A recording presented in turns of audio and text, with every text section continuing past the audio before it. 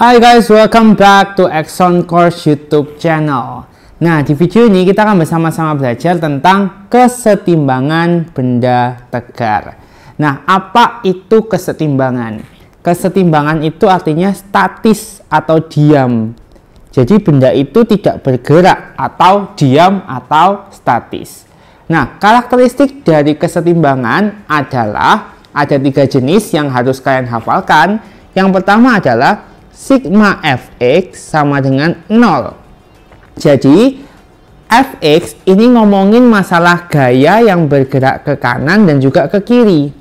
Sehingga sigma fx sama dengan 0 bisa disimpulkan bahwa sigma f yang di sebelah kanan atau gaya-gaya yang di sebelah kanan harus sama dengan gaya-gaya yang di sebelah kiri. Oke. Yang kedua adalah sigma fy sama dengan 0. Sigma Fy sama dengan 0 ini berbicara tentang gaya-gaya yang ke atas dan juga ke bawah. Sehingga bisa dituliskan bahwa sigma F yang ke atas sama dengan sigma F yang ke bawah. Oke, nah untuk benda yang berputar ada yang ketiga nih teman-teman, yaitu sigma torsi sama dengan 0. Oke, arah putar itu bisa dua. Yang pertama adalah searah jarum jam dan juga berlawanan jarum jam. Sehingga bisa dituliskan bahwa sigma torsi yang searah akan sama dengan sigma torsi yang berlawanan. Oke, jadi 3 syarat kesetimbangan ini harus dihafalkan. Nah, dalam video ini kita akan bersama-sama bahas tentang kesetimbangan pada tali dan juga jungkat-jungkit. Di video berikutnya kita akan bahas kesetimbangan pada tangga dan juga pada engsel. Nah, teman-teman, ini adalah contoh soal kesetimbangan tali. Kalian bisa lihat di sini ya. Jadi ada benda M di sini. Dia itu ditarik oleh 2 tali, yaitu ada T1 dan juga T2. Maka gambar ini teman-teman sebenarnya kita bisa buat seperti ini. Jadi T1 ke atas gini kan, ini sudutnya adalah 60 derajat. Lalu T2 ini sudutnya adalah 30 derajat.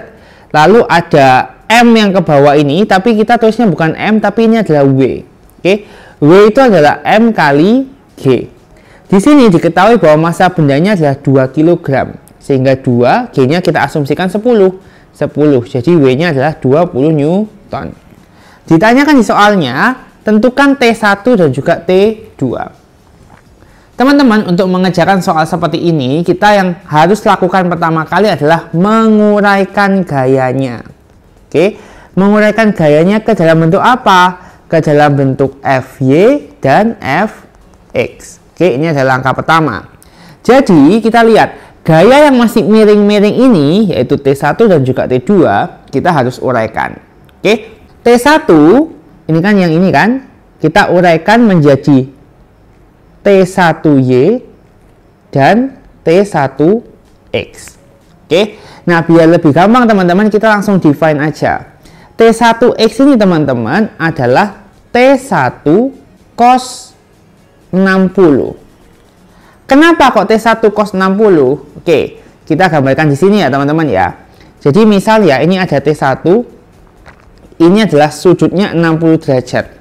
Oke, ingat kalau misalkan ada sisinya itu nempel pada sudutnya. Oke, sisinya itu nempel pada sudutnya, dia pakai cos. Oke, tapi kalau di depannya dia pakai sin. Oke. Loh, T1X kan di sini, bukan di atas sini. Nah, kalian bisa lihat di sini bahwa panjangnya yang di bawah ini sama dengan panjangnya yang di atas sini. Oke. Oleh karena itu T1X-nya ini adalah T1 cos 60. Cukup jelas ya? Nah, berarti T1Y-nya apa? Yaitu T1 sin 60. Oke, berikutnya T2. T2 kita bisa tuliskan ini adalah T2. Lihat, ini 30-nya di sini, maka ini itu yang nempel sama 30. T2 cos 30. Yang atas adalah T2 sin 30. Oke. Nah, kalau gitu untuk mencari T1, T2 kita pakai konsep kesetimbangan. Konsep kesetimbangan. Yang pertama adalah sigma fx sama dengan 0. Artinya sigma f yang kanan sama dengan sigma f yang kiri. Benar banget. Yang kanan apa nih? Oh, yang kanan ini. T1 cos 60 sama dengan T2 cos 30. T1 cos 60. Cos 60 berapa? T1 kali setengah sama dengan T2 cos 30 berapa? Setengah akar 3. Oke, ini bisa kita coret ya setengahnya. Berarti akan jadi T1 sama dengan T2 akar 3. Bisa nggak cari T1 sama T2 nya? Nggak bisa, makanya kita langsung aja ke yang kedua, yaitu sigma Fy sama dengan 0. Artinya sigma F yang atas sama dengan sigma F yang bawah. Yang atas ada apa aja nih? T1 sin 60 plus T2 sin 30 sama dengan yang bawah adalah 20 Newton. Oke. Nah, T1 teman-teman kita bisa ganti T2 akar 3. Oke, T1-nya adalah T2 akar 3 sin 60 setengah akar 3 tambah T2 sin 30 adalah setengah sama dengan 20 Newton. Oke, kita bisa lihat di sini ya. T2 kali akar 3 kali akar 3 adalah 3 kali setengah berarti 3/2 tambah T2 kali setengah sama dengan 20 Newton. Oke, akan jadi 3/2 tambah setengah adalah 4/2 atau 2. 2T2 sama dengan 20 Newton, T2 sama dengan 10 Newton. Kalau gitu T2 nya sudah nemu, T1 nya berapa? Kita masukkan kembali ke rumus ini teman-teman. Oke, kita tulis di sini ya. T1 sama dengan T2 akar 3. Sehingga T1 adalah 10 akar 3 Newton. Oleh karena itu kita bisa dapatkan T1 10 akar 3 Newton, T2 10 Newton. Loh, kita kok nggak pakai sigma torsi sama dengan 0? Oke, ingat bahwa sigma torsi sama dengan 0 hanya dipakai kalau ada benda yang berputar. Lihat, di sini ada nggak benda yang berputar? Nggak ada, ya kan? Oleh karena itu, sigma torsi sama dengan 0 tidak dipakai dalam soal ini. Soal yang kedua nih teman-teman ya, tentukan tegangan tali P. Diketahui gambarnya seperti ini. Oke, berarti kita bisa lihat ya, ada gaya yang miring, yaitu gaya ini. Ya kan? Berarti kita uraikan dulu. Ini kita misalkan F. Oke, kita uraikan dulu, akan jadi F, Y, dan Fx. Oke, nah sekarang teman-teman dilihat Fx itu kan sama dengan yang atas ini ya. Oke, atas ini nempel sama sudutnya, maka adalah F cos 45. Benar banget.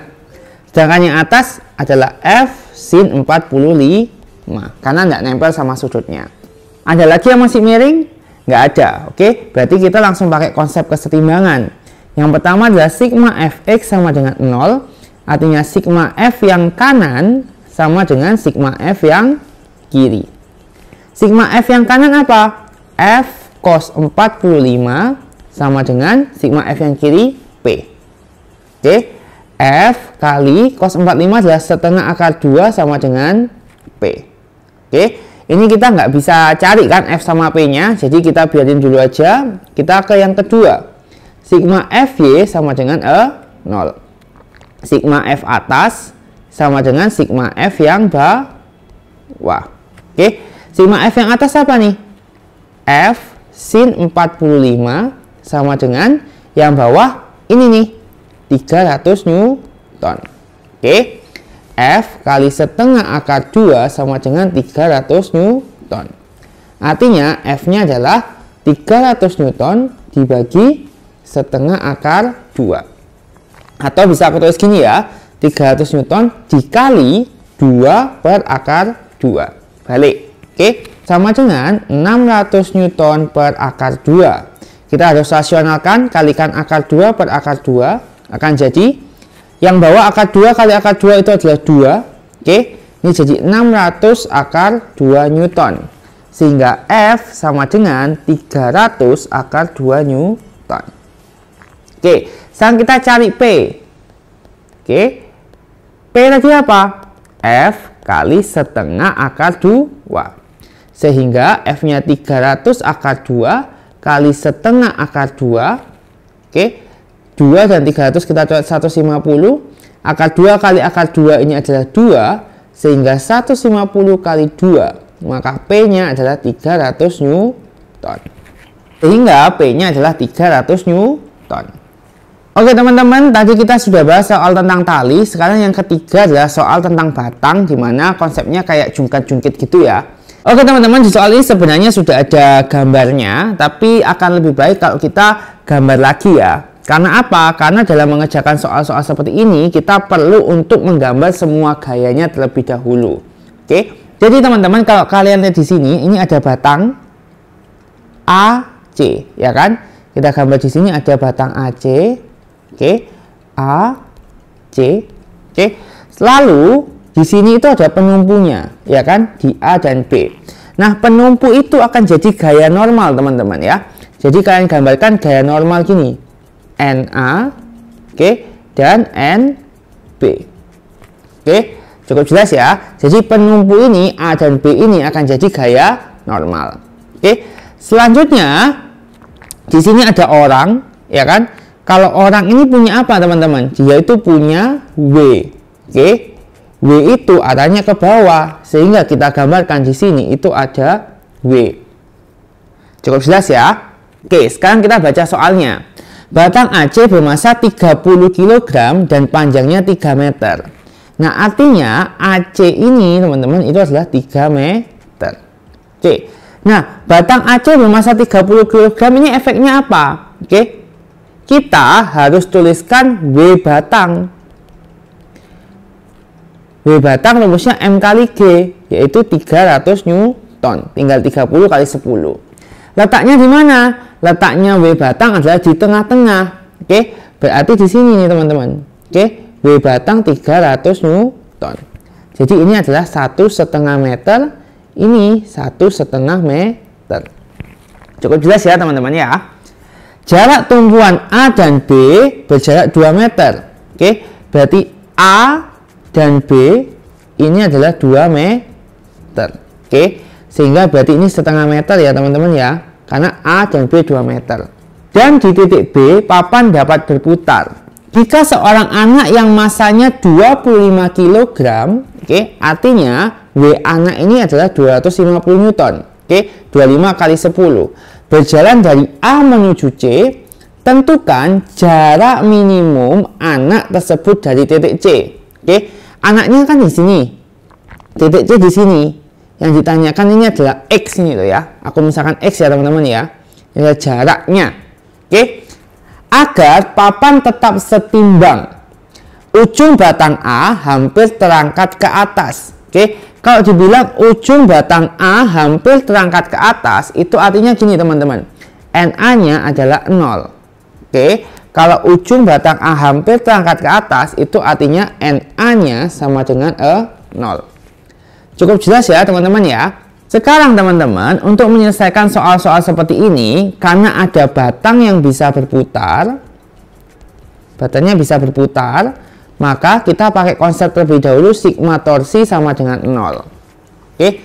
Nah, untuk menentukan sigma torsi, maka langkah yang harus kita lakukan terlebih dahulu adalah memilih poros putar. Karena kalau berputar perlu namanya poros. Memilih poros putar, caranya adalah pilihlah yang tidak diketahui dan tidak ditanyakan. Oke, lihat di sini yang diketahui adalah NB, ya kan? NB ini kan juga nggak ditanyain, ya kan? Maka kita pilih aja porosnya adalah di B. Oke. Cukup jelas ya teman-teman ya. Kita pilih poros di B. Yang kita tulis ini adalah poros. Oke. Sekarang teman-teman, kalau misalkan B itu poros, maka gaya 300 Newton ini bakalan gerak searah jarum jam atau berlawanan jarum jam. Oke, bayangin ya, kalian pencet di B sini, ya kan? Kalian tahan B ini dengan tangan kalian. Lalu kalau ada gaya di kirinya ke bawah gini, batang ini akan muternya kemana? Pasti batangnya akan muternya ke sini, ya kan? Karena ini kan ditekan, terus ditekan ke bawah, maka batangnya akan bergeraknya ke sini. Ini adalah berlawanan jarum jam. Oke, aku kasih B ini ya, karena berlawanan. Oke, gayanya apa lagi teman-teman? Ada gaya apa lagi? Gayanya itu ada W ini, ya kan? 250 Newton. Kalau misalkan B ini kalian pencet, lalu ada W ke bawah gini, kira-kira batangnya bakal gerak kemana? Geraknya ke sana, ya kan? Maka ini adalah searah. Cukup jelas ya teman-teman ya. Jadi kalau misalkan batang nih, ini kan pusatnya, coba kalian pencet pakai jari, tiba-tiba ada gaya yang nekan ke bawah gini. Pasti batangnya muternya ke sana, ya kan? Searah jarum jam. Oke. Nah, gayanya mana lagi? Nggak ada, ya kan? Jadi jangan lupa ya, setelah menentukan poros, kalian harus tentukan gaya-gaya yang ada, sisanya itu berlawanan atau searah. Loh, NA ini nggak perlu dicari taku. NA tadi kan 0 karena ujung batang A hampir terangkat ke atas sehingga kita nggak perlu cari. Oke, maka kita pakai sigma torsi sama dengan 0. Sigma torsi yang berlawanan sama dengan sigma torsi yang searah. Oke, nah sigma torsi itu teman-teman rumusnya adalah, aku ingetin ya, F kali R. Oke, yang berlawanan kan ini, ya kan, 300 Newton. Ingat, R itu adalah jarak terhadap poros dan harus tegak lurus dengan gaya. Oke, maka 300 Newton ini jaraknya ke poros ini berapa? 0,5 meter. Benar banget. Oke, yang searah adalah 250 Newton. Jaraknya yang mana? Jaraknya yang ini. Lah, ini itu berapa? Ya kan? Sekarang kalian bayangkan ya, ini kan B, ini C. Oke, lalu di sini ada anak, ya kan? Ini kita misalkan X. BC itu berapa sih panjangnya? Lihat, AB itu 2, AC itu 3. Berarti BC itu adalah 1. Oke, ini 1. Maka B ke anak adalah 1 dikurangi X. Maka kita tuliskan aja 1 min X. Oke, akan jadi 300 kali 0,5 adalah 150 Newton meter sama dengan 250 min 250 X. Kita pindah ke kiri ya. 150 min 250 sama dengan min 250 X min 100 sama dengan min 250 X. Artinya X 100 per 250 atau 2 per 5 meter. Sehingga X-nya adalah 0,4 meter. Sehingga jarak minimum anak tersebut dari titik C agar papan tetap setimbang adalah 0,4 meter. Cukup jelas kan?